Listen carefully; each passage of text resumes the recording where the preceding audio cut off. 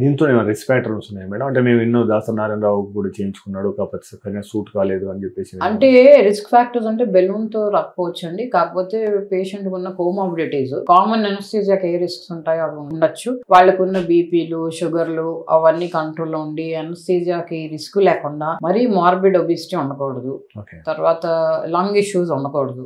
Normally ఏ అనస్థీసియాకి fit అయితేనే మేము ఇలాంటి కేసులు చేస్తాం. కొంతమంది చాలా ఒబిస్ గా ఉంటారు, వాళ్ళకి బేరియాట్రిక్ సర్జరీ కూడా చేయడం కష్టం అవుతుంది.